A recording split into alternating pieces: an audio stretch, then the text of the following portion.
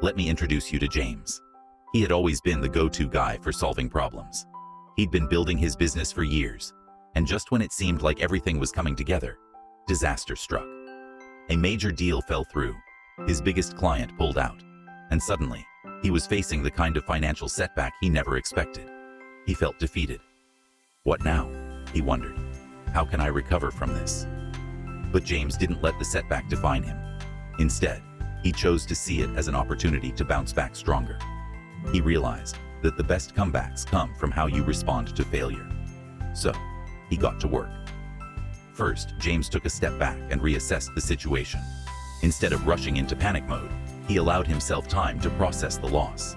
He didn't ignore the disappointment, but he didn't let it consume him either. He acknowledged the setback, then made a plan. Next, he looked for lessons. James asked himself, what went wrong, and what can I do differently? He realized that relying too heavily on one client had been a mistake.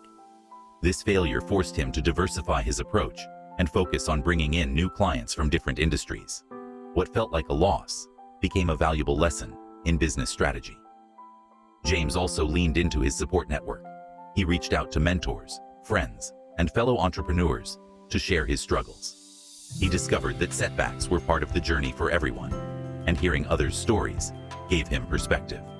He didn't have to face this alone. Then, he set a new goal. James decided to double down on his marketing efforts. He used the extra time to refine his pitch, offer more services, and invest in new partnerships. Each small step forward became a building block for his comeback. Months later, James didn't just recover from the setback. He thrived. His business grew stronger, and he had more clients than ever before. The failure that once seemed like the end had turned into the foundation of his success.